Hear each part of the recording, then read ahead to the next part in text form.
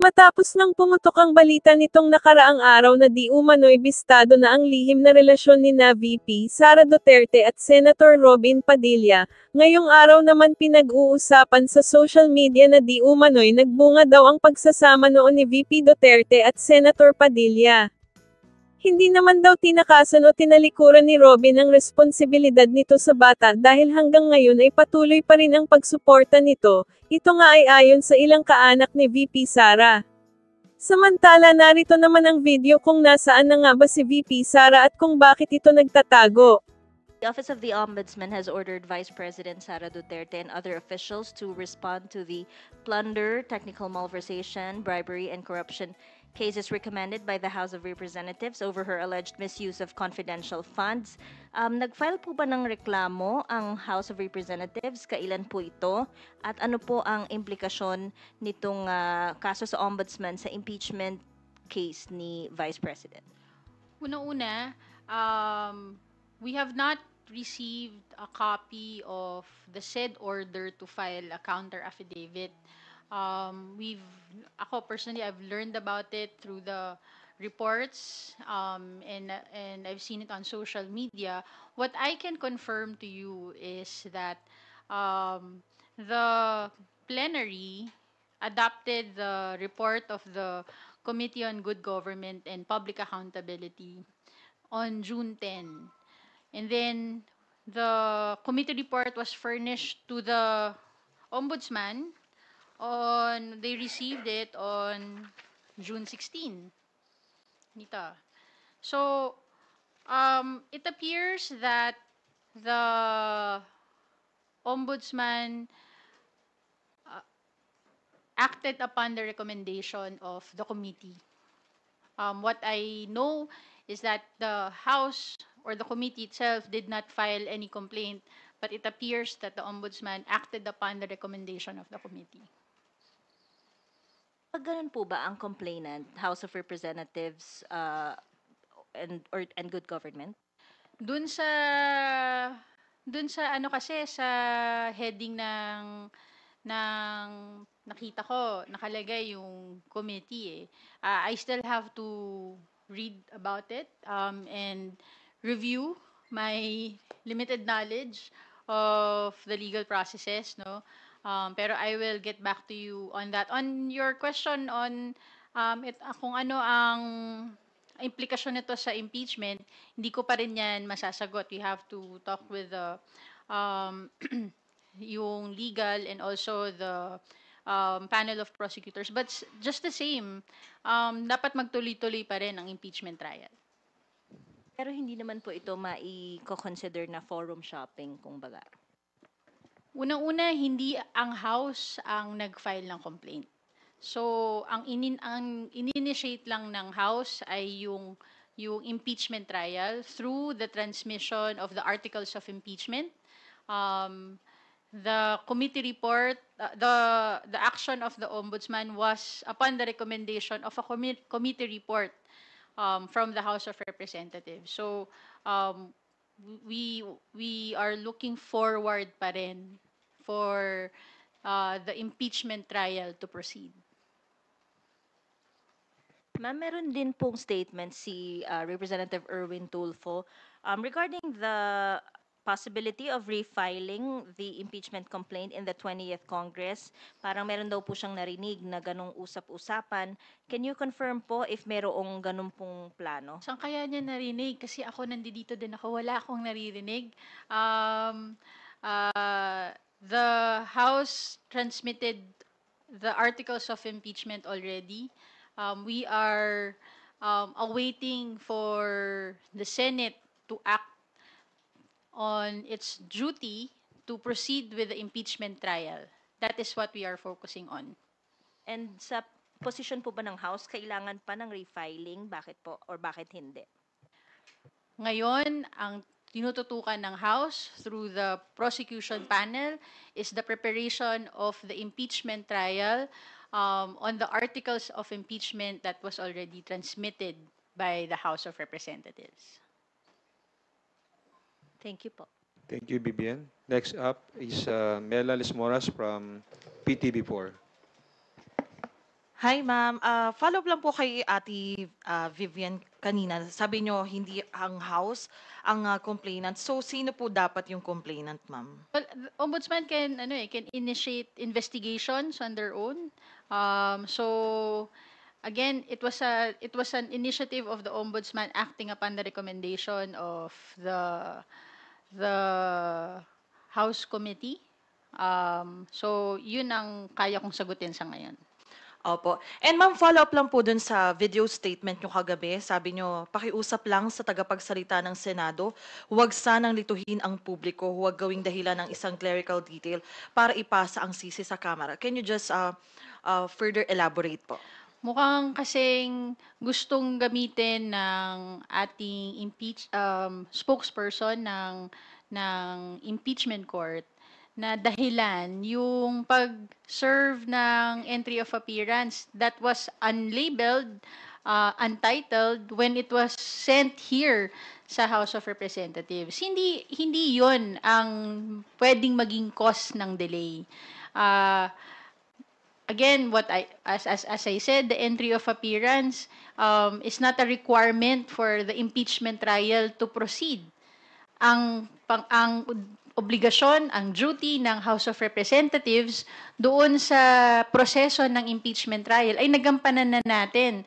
Ang inaantay na lang yung Senado para mag-proceed sa trial. So, yun ang tingin ko na wag natin lituhin yung mga tao na papasa sa Kamara. Ang dahilan kung bakit wala pa rin tayong nakikitang impeachment trial sa ngayon. Hindi po ang Kamara ang nagpapaantala ng impeachment trial. In fact, handa na at patuloy na naghahanda ang ating prosecution panel para mag-ipresenta ang mga ebidensya doon sa impeachment. Formidable at mga respetadong abogado po yung nasa defense team so paghandaan na lamang po nila yon at yun ang awayin po nila at wag po yung impeachment court. For the record lang din ma'am, coming from the House spokesperson, inaaway po ba ng Kamara ang Senado? Wala naman kaming inaaway. Kami lang ay hindi emphasize lang namin kung ano ang naging tungkulin namin at nagawa na namin, inaantay na namin na gawin ng Senado ang kanila namang obligasyon at responsibilidad at tungkulin doon sa saligang batas patungkol sa impeachment proceedings, lalong-lalo na sa pagtuloy ng impeachment trial. Hindi po kami nangaaway. Siguro din, ang ating spokesperson, wag din magsalita bilang parang sa depensa. Do not speak for the defense. Speak for the impeachment court. Opo. And last follow-up na lang, ma'am. Kasi, ayun nga, na-interview kasi na-interview din si Attorney Odi Bukoy sa isang show sa ABS. At ang sabi nga niya dito, parang lawyering for VP Sara yung panig nga ng Senado. May sinabi siya, if you will recall, I heard a soundbite from the statement of the Senate spokesperson, Attorney Tongol. Sinabi niya, if I were the Vice President, I will file a motion to dismiss. Why is he hinting? Why is he telegraphing? Hindi po ba? So ano po yung masasabi ng Kamara tungkol dito? At paano kaya to makakaapekto kung may mga ganitong stand yung Senate Impeachment Court? Paano ito makakaapekto sa prosekusyon? Siguro ang ating spokesperson ng impeachment court ay ini-echo lang kasi as a spokesperson, you speak for the body that you are representing, no? So baka yun yung naririnig niya mula dun sa nire-represent niya. Kaya nga sinasabi natin, we want to see an impartial, transparent impeachment court na handa tanggapin ang ebidensya, handang pakinggan ang ebidensya at magdesisyon ayon sa ebidensya na kaya nating na ilalahad at ipepresent ng prosecution panel pag tinuloy na nila ang impeachment trial. Okay, thank you po. Thank you, Mela. We will now hear a question from Billy Vegas of Abante Politico. Attorney, magandang hapon po. Attorney, hingi lang po ako ng reaction doon sa sinabi ni Senator Amy Marcos. Sabi po niya, bakit ako na senador ang hinahanapan mo ng aksyon? Yung amo mo diyan nakatira, bakit hindi mo tanungin? Lahat kayo sa akin nakatingin. Sana ako na lang ang nagpresidente. Um, Una, bilang senador, kasama din naman sa tungkulin niya yung pagbalangkas ng budget ng bansa. Galing sa House, papunta sa Senate. Kaya nung kinwestiyon niya kung, kung ano yung nangyayari sa pangangalaga ng San Juanico Bridge, sinagot lang natin na alam ko, sigurado ako. Based on records, meron din namang mga pondong nailagay for the maintenance ng San Juanico Bridge since 2018, mismo advocated by the congressman, the representative of the 1st District of Leyte, para nga mismo dun sa San Juanico Bridge na yon. Ngayon, kung tatanungin niya kung ano yung nangyayari, dapat lang tanungin din bilang senador, ano din ang nagawa niya para sa San Juanico Bridge. Total, hindi pwedeng tanong lang ng tanong eh. Kailangan nagtatrabaho. Lalong-lalo na, malapit din naman sa puso niya ang San Juanico Bridge, ang Leyte. So, instead na maghanap ng ituturo para sisihin, dapat nagtutulungan, both from the House at sa Senado.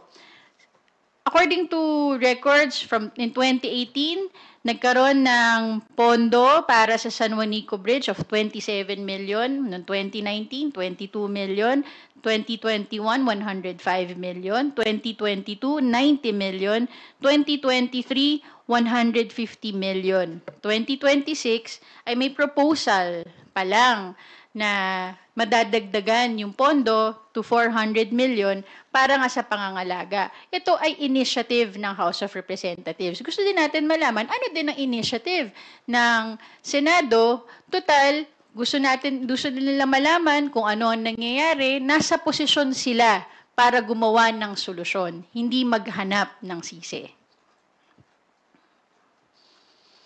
Thank you po. Thank you, Billy. Lines Capanti from GMA Online is now recognized.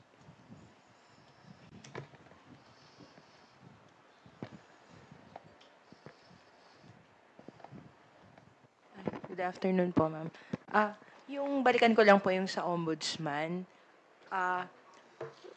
Tama po ba yung interpretation na you see the ombudsman's action as acting upon the recommendations, not on the complaint?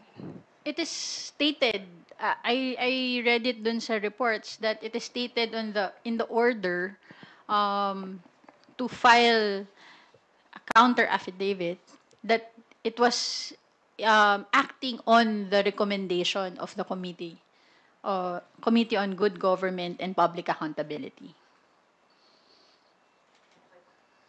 So, pero kasi nakalagay din po dun sa first page, complainant yung committee. So, that's why Yun yung medyo heading nga yun eh. Opo. Pero again, kung merong naging complaint na final ang committee, wala po akong pagkakaalam na may complaint na final. Ang meron po kaming pinadala sa ombudsman ay yung pag-furnish sa ombudsman nung committee report na na-adopt ng plenary nung huling 19th Congress. So, the heading may state that way, but the body states otherwise, that it was the ombudsman acting on the recommendation of the committee. Okay. Ma'am, follow-up lang po. The current ombudsman's tenure is about to end by end of July, I understand. So, do you find the timing, of apparent motu proprio investigation, do you think the current ombudsman has enough time to conduct the probe? Well, the person will not be the one to do the investigation. It is the body that will conduct the investigation, the ombudsman as the institution. So, if the institution starts its investigation, it will proceed regardless of the personalities in it. Last na lang po. Are you not worried that, uh, maybe there's a possibility na i-dismiss ng ombudsman yung findings ng committee? Mag-release sila ng ruling na this has no basis even before the impeachment trial could proceed? The recommendation of the committee,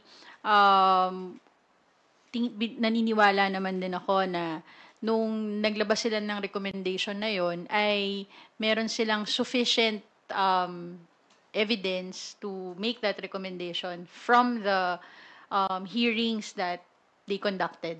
So, I will leave it at that. Again, wala pa kaming kopya nung order.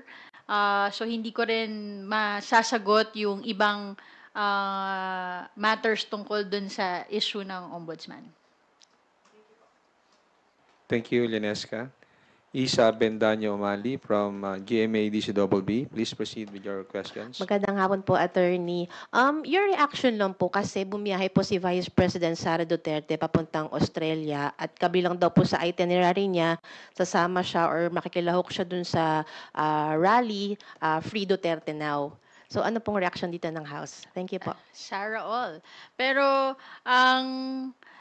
alam nyo, hindi ko alam kung if that is an official travel or if it's a personal travel. But lagit-lagi bilang halal na, opisyal na bayan, ng bayan, yung oras mo na ginugugol sa loob at labas ng ating bansa, at ito man ay pang personal o opisyal, dapat para sa taong bayan, hindi sa personal na interes.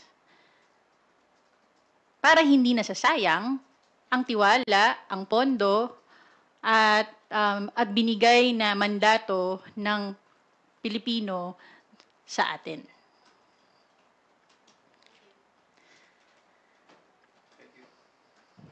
Thank you, Isa. Marian Enriquez from TV5. Good afternoon, ma'am.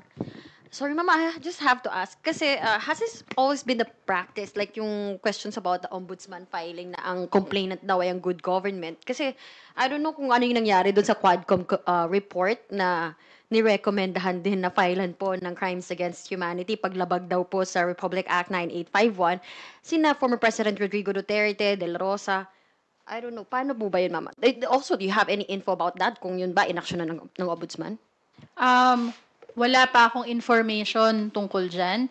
Ang alam ko lang, dun sa recommendation ng Committee on Good Government, may listahan naman ng mga recommendation of criminal, civil, and administrative cases.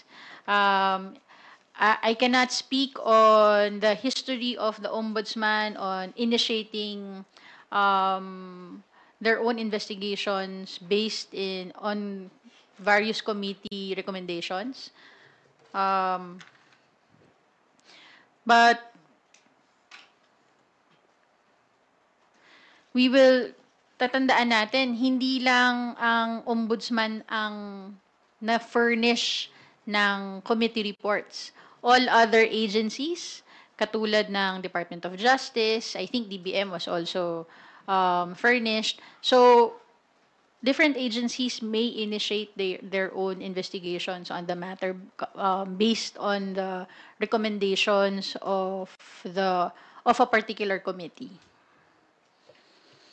Thank you. Ma'am, would like to ask, though ilang beses na rin to naging topic at paulit-ulit na, kasi meron din ulit statement si Majority Floor Leader Senator Francis Tolentino na sinasabi niya raw po yung impeachment complaint, itong impeachment case against Vice President Sara Duterte, it dies, lapses, terminates with the lifespan of the 19th Congress. Forthwith is the command to the 19th Congress daw. Sabi niya, show me a constitutional instruction giving them the mandate to continue, show me where we can find the words carry over. What can you say about this, ma'am? Very clear, well, mukhang dissenting opinion po yung binibigay ni Senator Tolentino. Nakalagay naman sa Constitution ang obligasyon, ang ang duty ng Senate is to try and decide. Totoo na walang nakalagay to carry over, pero hindi rin sinabi na matitigil siya pag natapos ang session. We have to remember the Senate is a continuing body kung tutuusin. So, if there's an institution that can continue um, their duties beyond the sessions, the Congress, mukhang ang Senate din yun. Again, the House maintains its position that the Senate may try and decide the impeachment proceedings. Tuloy-tuloy po ito.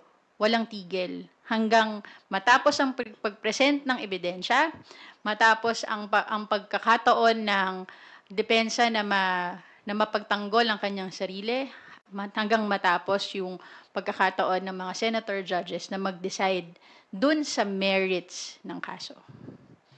Mambalikan ko lang po what you mentioned earlier. You said, do not speak for the defense, speak for the impeachment court. I think this was regarding to spokes tungkol ng impeachment court. You also reacted on yung sinabi po ni spokes Bukoy doon nga kay against tungkol. Sabi mo, as a spokes, you speak for the body that you are representing. Yun yung tingin ni Attorney Bukoy. Kayo rin po ba? Tingin nyo yun yung ginagawa ni Tonggol? He's speaking for the defense team. Well, yun yung lumalabas dun sa pag-question niya eh. In fact, yung I think nabanggit din to ni Attorney Bukoy, yung hindi pagtanggap ng House dun sa dokumento na walang kahit na anong nakalagay na label, wala naman kaming narinig mula sa defense team. Ang sumita ay ang spokesperson. So, hindi naman, in normal courts, hindi naman i-call ng court pag hindi tinanggap ng isang party yung entry of appearance. So, again, wag ipasa sa kamera yung paninisi na lalong-lalo na for an entry of appearance, yung hindi pagtuloy. Kasi yun yung ini-insinuate niya na dahil hindi natanggap ng House, nadadagdagan yung pagkaantala. Hindi naman din yun. Alam naman natin na hindi yun dahilan. Thank you, ma'am. Thank you, Marian. Rose from UNTV. Good afternoon po, Attorney. Doon pa rin po sa directive ng Ombudsman. Nabanggit niyo po kanina na hindi po ang House ang complainant, pero bilang tumugon po yung Ombudsman sa recommendation ng House, Good Government and Public Accountability, your reaction? Kasi June 10 na ipasa, yun pong pag-approve ng plenary. June 17, na-receive ng Ombudsman yung committee report, and after 3 days, they acted upon it. Well, the Ombudsman should perform its duty. So, we will see what will happen sa ginagawa nilang investigation. Tama rin po na doon po sa recommendation ng House po, nakalagay po yung various complaints na nire-recommend yung ma-file against the Vice President and her staff. Tama po ba? Ano nga po yung charges na yun? Basahin ko nasa yung recommendations nasa paragraph 10, subparagraphs A to H. Again, this is not just for the Ombudsman to initiate. We furnished all other agencies, so kung sino yung mas appropriate agency to conduct their investigations. Ito sila. Letter A, technical malversation under Article 220 of the Revised Penal Code. Against Vice President Sara Duterte, SDOs Ms. Acosta and Mr. Fajarda in relation to Article 217 on the presumption of malversation for having used confidential funds for purposes other than for confidential activities.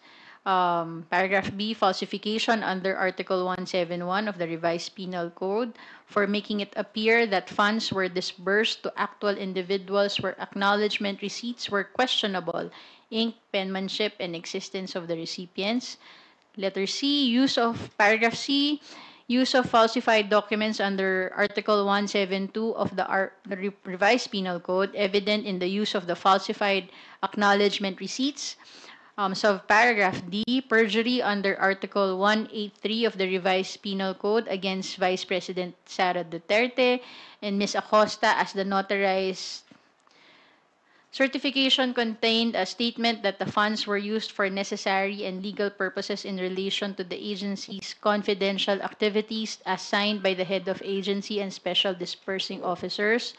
Bribery under Article 210 and 211 of the Revised Penal Code against Vice President Sara Duterte and Attorney Fajardo being the individuals who offered the white envelopes containing money other than salaries to employees of the Department of Education, corruption of public officers under Article 212 of the Revised Penal Code against DepEd employees involved in the illegal disbursement and improper liquidation of subject confidential funds. Paragraph G, plunder under Republic Act 7080 against Vice President Duterte, DepEd officials, Mr. Fajardo, Attorney Fajardo, Major General Mempin, Lieutenant Colonel Nolasco, Colonel Lachica, Yusek Sevilla, and OVP officials, Attorney Lopez, Mr. Ortonio, Ms. Acosta, Colonel Lachica, and John Doe for amassing at least 50 million pesos in public funds, while the confidential funds misused amounts to 612.5 million. And the wheel of conspiracy in Arroyo versus People has been established during the committee hearings. And finally, subparagraph H, betrayal of public trust and culpable violation of the Constitution.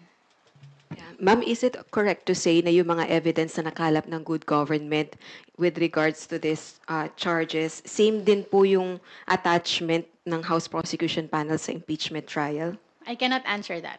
I do not know. I have no personal knowledge on the pieces of evidence that will be presented in the impeachment trial. But are you looking forward to na mapapanagot si VP Sara and yung mga sangkot dun sa misuse, alleged misuse ng confidential funds, hindi man sa impeachment court pero sa hukuman? Dapat ang mga public officials na may misuse of public funds ay mapanagot.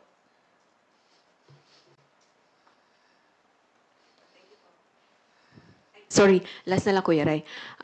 Baka po meron po kayong any updates kasi although iba yung tagapagsalitang House Prosecution Panel, pero nagpulong po sila yesterday po ba, if I'm not mistaken? Ano po any yun? updates na House Prosecution Panel po? Ano po yun? Kung meron pong any significant updates sa mga napagkasunduan ng House Prosecution Panel sa susunod nilang hakbang kasi I believe according po kay Attorney Bukoy ay wini-weigh pa po nila yung kanila pong susunod na hakbang with regards dun po sa mga kautusan ng Senate Impeachment Court. Again, hindi ako makakasagot regarding sa mga detalye tungkol sa impeachment trial. Mas alam po yan ni Attorney Bukoy.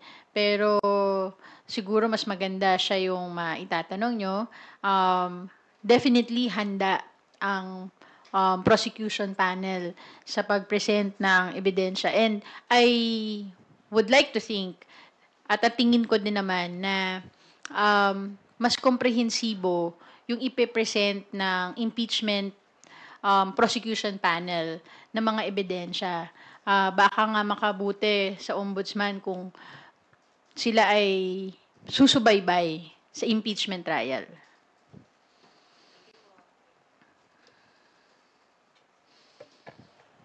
Thank you, Rose. Are there any further questions? Okay. Big Sumintak from Net25. Attorney, clarification lang. Kasi according to the report, the Ombudsman acted upon doon sa committee report ng House Committee on Good Government. And the House is not the direct complainant. So is it safe to say that the House of Representatives, based on the approved committee report in the plenary, is the indirect complainant on that matter? I cannot answer that at the moment. I want to study further yung ang ibig sabihin nung nilabas ng ombudsman. Ang kaya ko lang sabihin yung mga factual na information na meron ako. Thank you, Vic. If there are no, okay, Lenes Capante again from GMA Online. Promise yan, ah. Sorry. Kasi po, don't you find it suspicious that the ombudsman will identify the House as a complainant when it could have easily said that acting upon on the recommendations, we are doing this motu proprio investigation. Why Bakit did it nga? have to identify the House as a complainant in this case? Bakit nga, 'di ba? Pero again, ang sasagutin ko lang sa inyo yung factual na meron ako. Ang mga tanong na yan, tatanungin ko din. Pero ano ba? May issue ba kung ang House of Representatives ang complainant? For the record. Sa ngayon, again, ang ginawa lang kasi ng House is to furnish them of the committee report. Kaya gusto ko munang tignan mabuti yung saan nanggaling yung pag-identify na ang House yung complainant. Sa record ng House, wala pa kayo na-encounter na ganito? Kaya nagtataka rin ba talaga kayo? Ako hindi ko masasagot. So I have to confer with the House officials to check on this. Kasi ma'am, wala rin pong binibigay sa media, sa ibang outlet, media outlet, wala pong binibigay na kopya yung ombudsman. Wala din po kami. Tatanungin niyo ba yung ombudsman, ma'am? Wala pa po akong kopya so Susulat kayo sa ombudsman para malinawan. malalaman ko mamaya siguro. Aalamin ko muna kung ano yung hangga't wala akong kopya, hindi ko mapapaliwanag kung ano yung pinanggalingan nung sa ombudsman. Ang kaya ko lang masagot ay kung ano yung meron kami on record. But what was running through your mind when you saw that document? Kasi kanina when Nacelle was asking you, bakit nga? So, ano po yung nasa isip niyo na nabasa niyo? Well, ano yung gusto mangyari dun sa investigation siguro. Pero sa ngayon, kailangan ko munang tignan mabuti kung saan nanggaling yung paglagay ng kung ano for my personal consumption po ito kung paano nailagay ang House as the complainant. Ma'am, another clarification. Since the ombudsman, inilagay nila as complainant on their motu proprio actions regarding the committee report, na according to you, as of this time, hindi kayo complainant. May pinopoint yata, if I'm not mistaken, Nacelle, na suspicious ba yun? Dahil baka ang House, because of the pending impeachment against the Vice President, forum shopping. Kaya inuulit ko, hindi ang House ang nag-initiate ng complaint. We transmitted the committee report that was adopted by the plenary to the Ombudsman. Again, I can only give you factual information as of the moment. One last point, ma'am. Are you hindi ba kayo nagdududa na Ombudsman Martires was a Duterte appointees at saka retirable na siya, tapos now he is doing this, na medyo lahat kayo na surpresa din? No comment. Pero ma'am, nakausap niyo na sina Kong Chua and other Kongs na member ng Good Government Committee. Nagulat din ba sila? Nagtataka rin ba sila? As far as Congressman Joel Chua, wala siyang final na complaint. Pero ano reaction niya, ma'am? Nagulat, nagtataka rin siya. Again, ang alam lang ni Congressman Joel Chua, wala siyang final na complaint. Committee report, meron silang natapos. Okay, okay. With that, we're now wrapping up and conclude. Before we conclude, may Feeling question ko pa? wala na.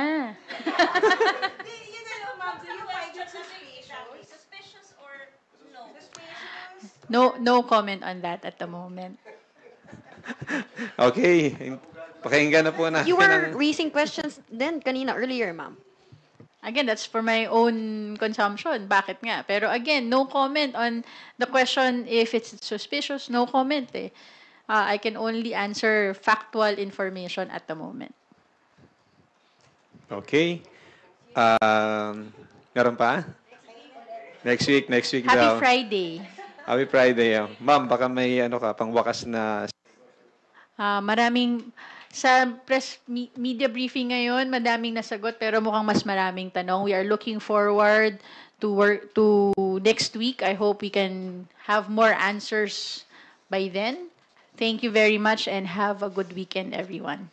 Isa po sa preparations po ng House for the President's SONA, ilan po sa mga concerns nila yung deepfakes, AI or manipulated videos of the President giving a speech. Meron na daw po kayang preparation ang palasyo in case this happens? Sa ngayon po ay wala pa po tayong detalye at malamang po sa SONA ay makakasama po ito. Dahil noong po nagkaroon ng statement ng Pangulo ng Independence Day, binanggit niya rin po ang patungkol sa fake news. And last one po, baka po pwede kaming makakuha ng reaction from the palace about Senator Imy's remark criticizing the government's efforts to maintain San Juanico Bridge. And she said, and I quote, sana ako na lang nagpresidente. Lumiliwanag po ba ang ambisyon ni Senator Amy Marcos? Well, anyway, naging senador po ang si mahal na Senadora Amy Marcos since 2019. At malamang po ay alam naman po niya ang naging budget ng dating administrasyon patungkol po dito sa San Juanico Bridge. At 4 na taon pong nagkaroon, kung di ako nagkakamali, 4 na taon since 2018 up to 2022 ang administrasyong Duterte. Pero hindi nga po nagkaroon ng rehabilitation. At dapat nga po magpasalamat po tayo sa panahon po ngayon ni Pangulong Marcos Jr. dahil nang kanilang nagkaroon ng inspection, doon lamang po nakita ang lawak na po ng danyos at dapat na kailanganing i-repair sa San Juanico Bridge. Sa panahon lamang po ni Pangulong Marcos Jr., ito nagkaroon talaga ng malaliman at na pag-i-inspect para po makita na maaaring ito po ay hindi na magandang daanan at dangerous na po sa mga lumalakbay gamit po ang San Juanico Bridge. Maraming salamat, Ivy. Next question, Maricel Halili, TV5. Magandang umaga, Yusek. Yusek, hingan ko lang po kayo ng reaksyon dun sa naging pahayag ni Attorney Harry Roque kahapon in response po doon sa statement ninyo on asylum. Ang sabi niya, come and get me, kung ready kayo sa akin, bakit hindi niyo ako makuha? Ano nga po bang nangyayari? Bakit po hindi pa siya mapauwi ng pamahalaan dito? Ayon naman po sa DOJ, naghihintay lamang po ng formal notice na patungkol po dito sa kanyang asylum. Kung ang sinasabi po niya, come and get me, yun naman po sa ating pamahalaan, wait and see. And he also mentioned about yung kapalpakan daw po ng intelligence ng pamahalaan dahil alam naman daw nila na yun daw pong intelligence na nakukuha daw po ng gobyerno about him, galing lang naman sa isang chismosang Dutch. And of course, he reiterated that it's not true na the decision na yung kanyang asylum. Wag niya pong sa walang bahala ang intelligence, ang assets po ng DOJ. At hindi naman po namin ite-telegraph ang mga punches ng gobyerno katulad ng kanyang ginagawa. Salamat, Yusek. Thank you, Mase. Next question, Pia Gutierrez, ABS-CBN. Hi ma'am, hingi lang po kami ng reaction din sa palasyo kasi sabi ng OVP, Vice President Sara Duterte is currently on a personal trip to Australia to attend the Free Duterte Now rally scheduled for June 22 in Melbourne. Hindi lang po ito yung unang beses na bumiyahe ang Vice Presidente to meet with OFWs. Bago po nito, pumunta siya sa Qatar, pumunta siya sa Kuala Lumpur. Does the palace see this as something to be concerned about? Kasi or does the palace see a strategy for the VP to get the sympathy and support of the OFWs by going to different countries po? So, lumalabas po na personal trip ulit. Sa aking pagkakaalam, nag-celebrate siya ng kanyang karawan sa Netherlands. That's May 29, 20, 30, 31. At meron pa palang Qatar. At merong Kuala Lumpur. At ngayon Australia. So, 4 na bansa in just less than a month. So, kung doon po abala ang ating Vice Presidente sa mga personal trips niya or personal trips with her family, choice po ng Vice Presidente yon. Sabi nga natin, pampersonal o pambayan? That is the question. So wala po tayong masasabi kung ano man po ang ginagawa niya ngayon bilang Vice Presidente. Ito po ang nakikita ng taong bayan sa kanyang ginagawa bilang isang halal na leader ng bansa. Thank you, Pia. Next question, Alvin Baltazar, Radyo Pilipinas. Undersecretary, magandang hapon po. With the meetings you have mentioned, mga diniluhan ni Pangulo, do we expect investment pledges and business agreements to be signed sa panahon ng working visit niya sa Japan? Actually, hindi pa po kasi tapos ang pakikipagpulong ng ating Pangulo sa mga Japanese corporations at iba pa pong mga korporasyon na maaari po makatulong sa ating bansa. Hintayin na lang po natin ang anuman ang i-report ng ating Pangulo sa kanyang pagdating. Pero ito po ay ginawa ng Pangulo, hindi para magbakasyon, kundi para magtrabaho. At ito po ay para sa taong bayan dahil makikita po natin ang kanyang mga kausap ay patungkol po sa turismo, para mapalaki pa po, mapaganda ang ating turismo, at para po rin pasinayaan yung ating pavilion sa nasabing World Expo.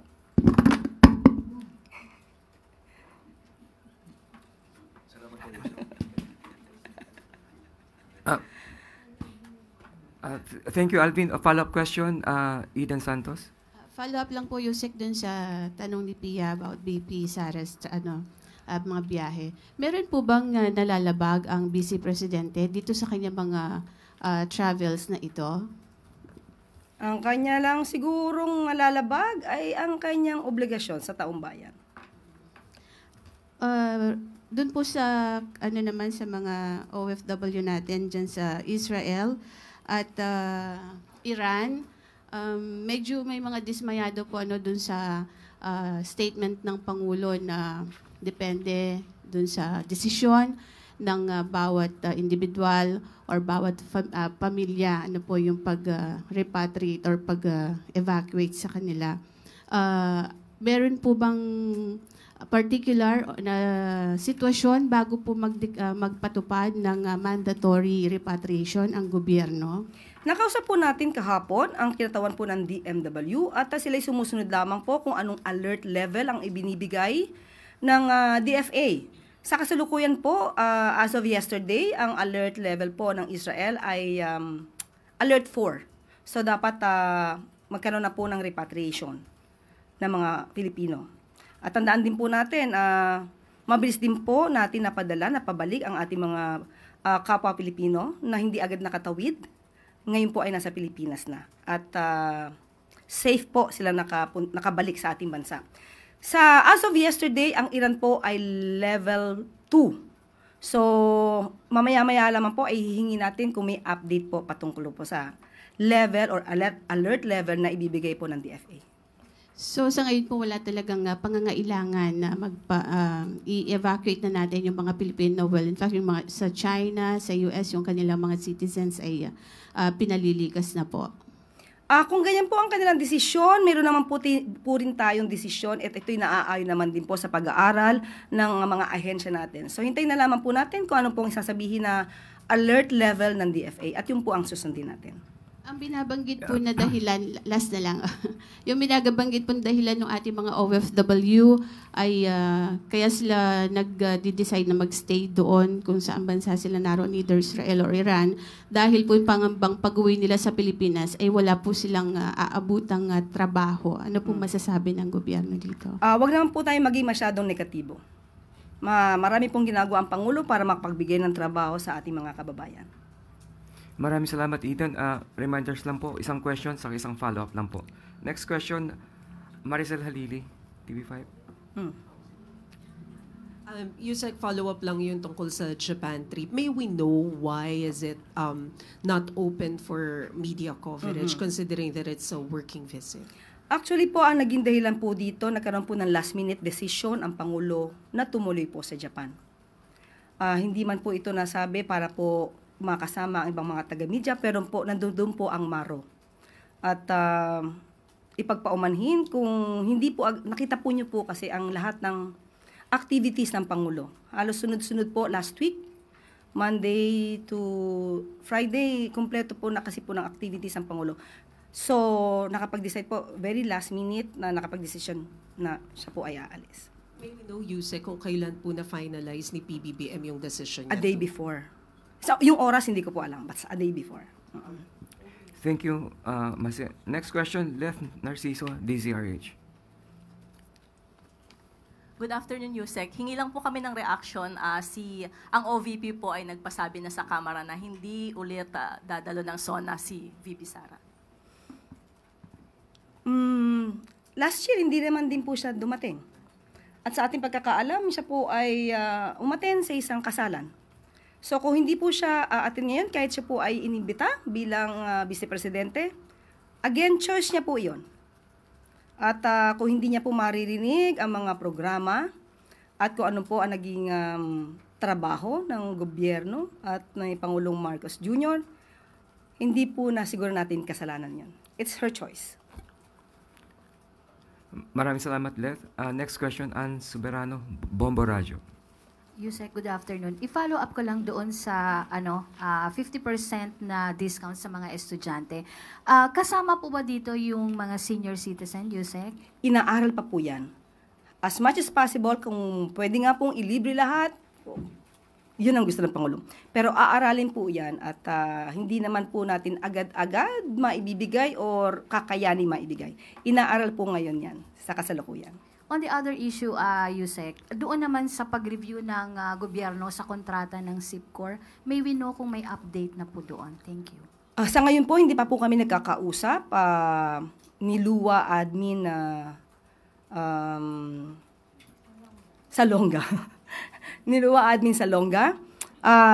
Pero meron siyang ibinigay sa aking mensahe, pero mamaya siguro, since iyon ay naitanong mo, titignan natin kung anong pinaka-update at pag nakapagbigay siya sa akin patungkol sa SIPCOR, ibibigay po natin. Kasi ang pinakahuli po nating report dito ay yung short-term solution na bigyan na po ng solusyon ang mga kababayan natin sa SICUHOR. So titignan po natin yung maintenance nito, kung nagpapatuloy at regular na wala na po nagiging problema sa nasabing isla. Thank you, Yusek. Thank you, Annalyn. With no more questions, Yusek, clear.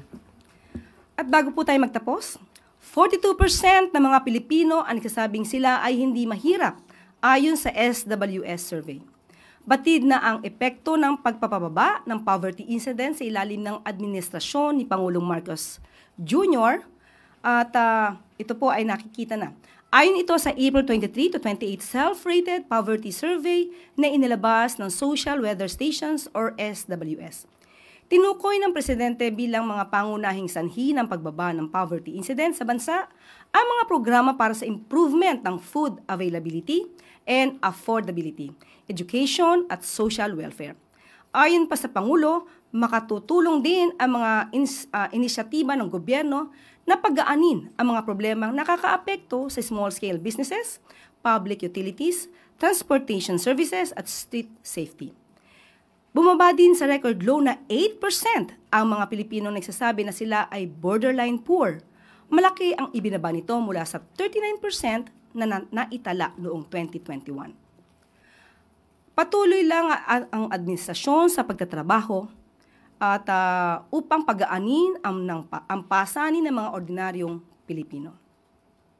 Dahil sa bagong Pilipinas, aksyon ang solusyon.